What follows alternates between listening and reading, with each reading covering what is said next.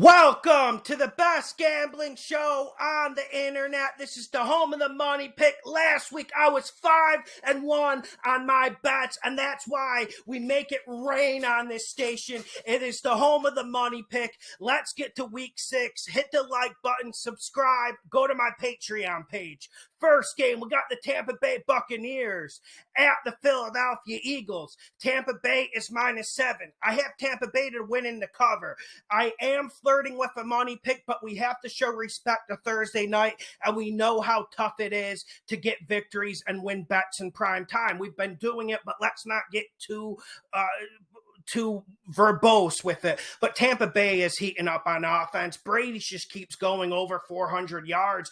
And while I do like Nelson in the Philadelphia Eagles secondary, I think this Eagles defense is disserviced by this Philadelphia Eagles offense. This Eagles offense was sloppy. They can't block anyone, and Hurts made mistakes at times. I don't think Hurts has a good game because the offense is a complete mess. Tampa Bay wins and covers. Next game, we got the Miami Dolphins at the Jacksonville Jags. Miami is -3.5. I think this is a field goal game. I got Jacksonville to cover and Miami to win. Now, I am getting a sickening feeling when I watch Jacksonville because Lawrence is playing better, yet the Jags just keep making silly mistakes. But I think this is a game where they can contend. I think Lawrence puts up over 20 points. The Jags defense is playing a little bit better, but the Jags offense has to limit the turnovers. We know Brissett and the Dolphins offense, they'll get things moving. I think they win with a late field goal. Next game, we got the Houston Texans at the Indianapolis Colts. The Texans are +10. I got the Texans to cover and the Colts to win.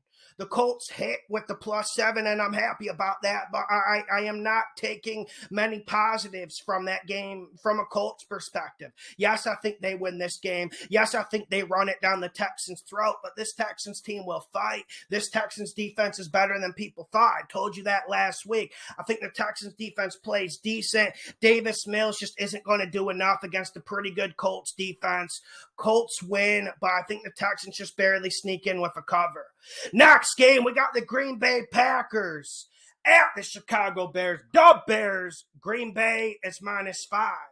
I got Green Bay to win, but Chicago to cover. I think this is a similar game to Cincinnati. You got to love what Justin Fields did last week, and I'm not a big Matt Nagy fan, but if Justin Fields can get some good play calls, some good schemes on offense, I think this kid can make 3 or 4 big plays this game. Chicago's defense is underrated, and this is kind of the same old story with the Packers. Remember the year they got blown out by the 49ers in the playoffs, and I kept saying they're the worst 13-3 team I've ever seen?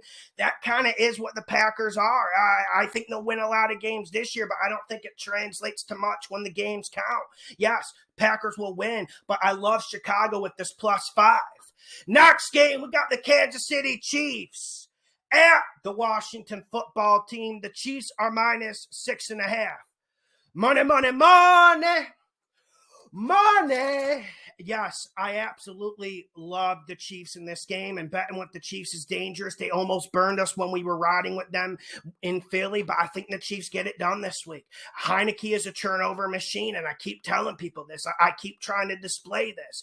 Heineke is a guy you cannot trust, and I don't even think he's good enough to be a backup in this league. That's where I'm at with it. I think the Washington team churns the ball over too much. And let's be honest about Washington. This defense just hasn't shown up this year. I know Heineke's not helping. I know there's a bunch of turnovers, but this defense isn't showing up. Some of it's Riverboat Ron. Chase Young's awesome, but he gets doubled every single play. I think the Chiefs are able to block this nasty Washington front. I think the Chiefs put up over 30 points, and that's enough to win in the cover.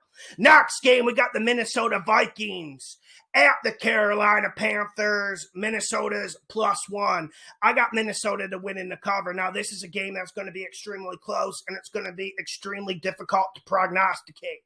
But Dalvin Cook coming back for the Vikings, I think, makes a big difference. This Carolina defense isn't looking good against the run. Watch the last 2 weeks. I think the Vikings can lean on them, and I think the Vikings can exploit play action. Secondary of Carolina is nasty, but this front is a little bit small, and if Shaq Thompson is still out, I think Madison and Dalvin Cook have a big day. Now, Kirk Cousins isn't playing well. Let's be real. Vikings should have put up like 25, 30 points against the Lions. Kirk Cousins was holding them back. But it's kind of the same problem with Darnold. But Darnold's turning the ball over at a higher rate. Brady's been phenomenal as the OC of the Carolina Panthers this year. He's been absolutely phenomenal. But after the first half, Darnold just goes cold and he doesn't make the right decisions. He's taken too many sacks. If Christian McCaffrey is back, yes, that will help. But this Vikings front's dangerous, man. Hunter and a rejuvenated Everson Griffin. I don't think this Carolina's offense holds up. That's where Carolina loses this game, on offense. Minnesota wins and covers. Next game, we got the Chargers at the Baltimore Ravens. Chargers are +3. This is one that is going to be one of the hardest all week. Right now, I have the Ravens to win in the cover. I know I have won a lot of money betting the Chargers this year. I do think they get a little bit worn out, and I do think this is a desperation game for the Ravens, and this is a different type of matchup for the Chargers. I think the Ravens run it a ton and try to keep Herbert off the field. This is one of those games that it's very hard to go with the Ravens, but it was hard to go with the Ravens when I bet them against the Broncos. I got Ravens to win in the cover. I think their defense shows up and plays a lot better, and I want to see if someone can stop Herbert. Herbert's been just tearing up this league. He's just been completely like an avalanche, like I've been with the money. It's just an avalanche, slanging dimes in this league week in and week out. Do the Ravens have an answer? Can Harbaugh find an answer? I think he will, but this is a game I have no idea. There's not a lot of science here. I am laying off this game, and make sure you guys do too, unless you guys got a better read than me. Make sure you hit the like button. Make sure you subscribe. Make sure you subscribe to my Patreon. Only $5 a month. You can see every game I bet. Link in the description. Let's get to the next game. We got the Cincinnati Bengals. Burrow at the Detroit Lions. Cincy -3. Money, money, money. Money. I got Cincinnati to win in the cover, and people are falling for a little bit of fluff on the Lions. I'll be honest. Vikings were running out the clock with 2 minutes left. They were up by 10. It looked like the game was over. Lions offense was absolutely pathetic and terrible.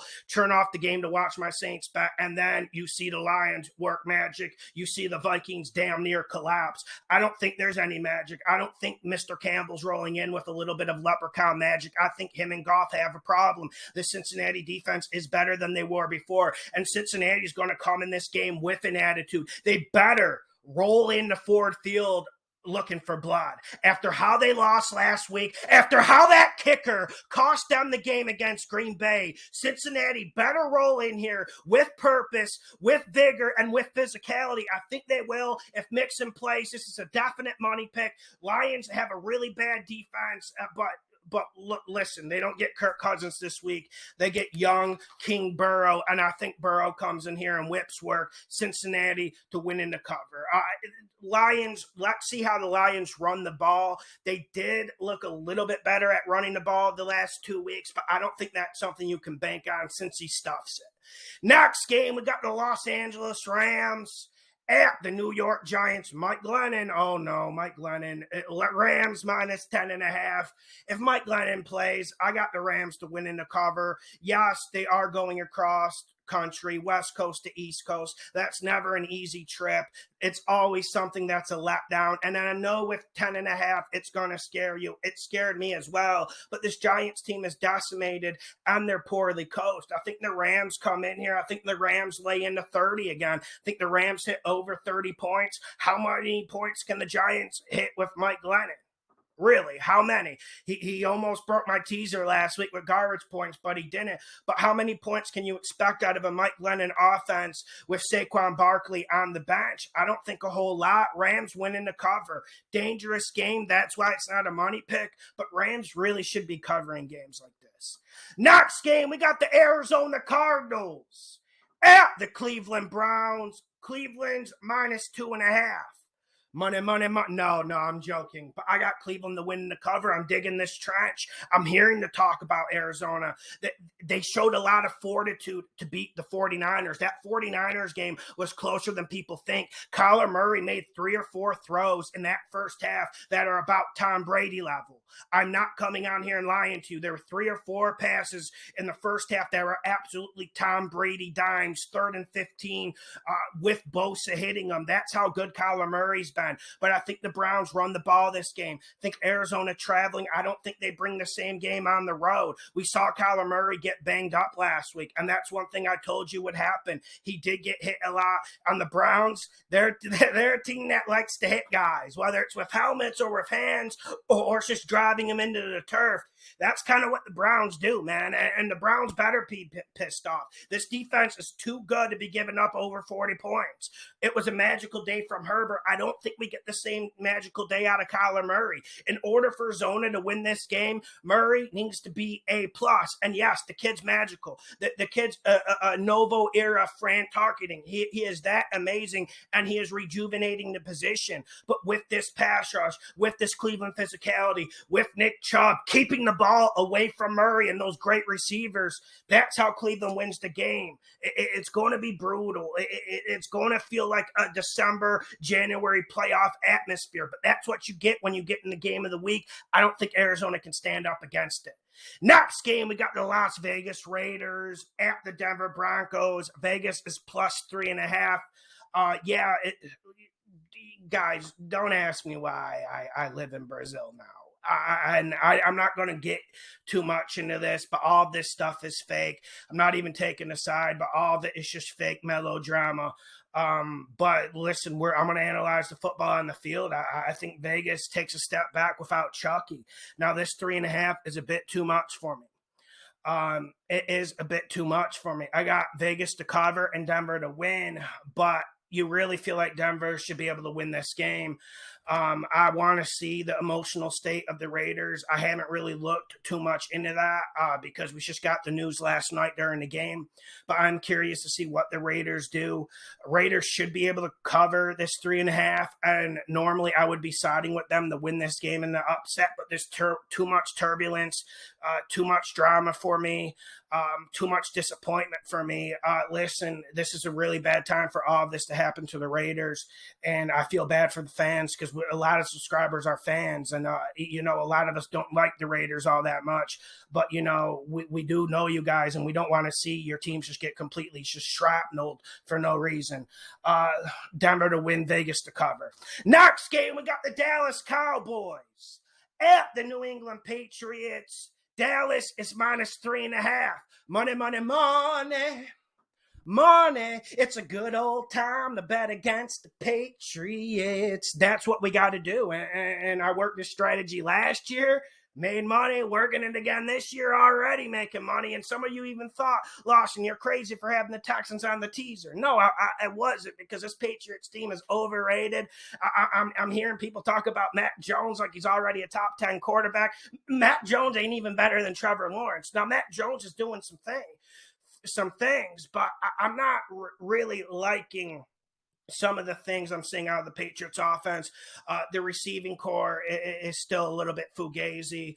The running back core and the offensive line are absolute rock.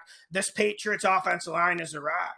And now Dallas will dominate them. Dallas's defensive line has been getting pressure. They have been playing physical, and they can come at you with a wide variety of styles and variations. Dallas doesn't need a blitz to get pressure, and that's why this Dallas defense is better this year. And I don't think this New England defense has the athletes, has the dogs to keep up with the Cowboys. I'm loving what I'm seeing out of this Cowboys offense. I was calling all year, even all last year, I want run-pass balance. I want Zeke getting the ball. I want Pollard getting the ball, and I want to see more of Dak on play action. And this Cowboys wide receiving core, Cooper. There's just so many dogs in this receiving core. CeeDee Lamb. There's just too much athleticism for a very, very slow, a very, very reactive Patriots team. And this franchise is just reactive now. And the people who bet them, the people who make their lines, they're just reactive. It's not 4 years ago ago. It's not 7 years ago. Tom Brady's not walking through Foxborough. I know the hoodie can coach a good game, but sometimes you have to look at the players and show respect to the players. Dallas wins in the cover, making a money pick. I don't see how they lose it. I really don't. Unless there's freezing rain or snow in Foxborough, I don't see how Dallas doesn't cover this spread. 3.5 is way too small. Get that in early, bros. Next game, we got the Seattle Seahawks at the Pittsburgh Steelers. Seattle's +5. I got Pittsburgh to win in the cover. I was leaning with Pittsburgh last week as well. And I don't see anything changing. Now, Geno Smith, I think he gives you more than a lot of guys in this league. I would rather have Geno Smith rolling out there for me than Taylor Heineke right now. Just to give you an example, Geno Smith hasn't played a lot of football these last 3 or 4 years. It's almost like he got recycled out of witness protection when we saw what happened to Russell America Wilson's finger. Big Ben, I think he'll make 4 or 5 big passes. We saw him pump a few last week. Arm strength looked good. They were protecting him. Steelers will be able to run the ball better this week because Seattle can't stop the run, and that will help Big Ben. I'm not so sure how well the Seattle offense does. I'm not saying the Seattle team isn't going to cover with Geno because I think we'll have some good situations in the coming weeks, but I don't think they'll be covering this week. I got Pittsburgh to win in the cover. Next game, we got the Buffalo Bills. Josh Allen at the Tennessee Titans. Monday Night Football, -4.5 for the Bills. I got the Bills to win in the cover, and it's a borderline money pick. Made him a money pick last week, and we were singing to the bank Sunday night. It was a good night to be a Bills fan. It was a good night to roll against the Chiefs, and I don't see anything changing. I watched the Tennessee-Jacksonville film last night, and this Titans defense just isn't good enough. They can't stop the run, and they look very vulnerable in coverage.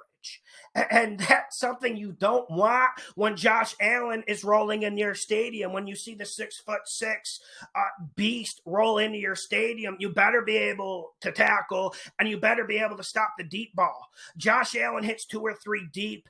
I think he gets hot. I think he goes over 350 yards. Like I told you last week, bet the player props over for Allen. I'm saying bet the passing yards over for him as well. I think the Bills will be able to run it a little bit, but the Titans don't scare the Bills because they don't have an elite pass rusher. They don't have a pass rusher that can change the game. They just don't. And I think the Bills, they got to stop the run. I think they will stop the Titans' run. Tannehill will have a big game. They will keep it close for 3 quarters. But in this 4th quarter, I think the Bills rumble and stampede in here and absolutely obliterate the Tennessee Titans. Now, the Tennessee Titans always have a puncher's chance. They always have a puncher's chance. They perform better in games like this than they do when they're playing against the Jags or Jacksonville. That's a sign of a poorly coached team when they play up or down to their opposition. But I think Vrabel on these Tennessee Titans just have too many injuries. You don't want to count them out because they can control the clock. You know, it's all well and good to be pumping deep passes all day, but this game is still primitive in its essence. If you can push the other man back, if you can be more physical than him, if you can be more nasty than him, you can keep his offense off the field, and you can keep giving it to Henry and controlling the game and helping your defense, getting Allen out of rhythm. Without Henry going over 150 yards, I just don't see how the Titans cover this. Buffalo to win in the cover, borderline money pick. Make sure you hit the like button. Make sure you share the videos. It's the best gambling show on the internet. I want to thank you guys for supporting my channel and supporting my Patreon. We're all getting the money together. Let's get it. Step by step by step by step.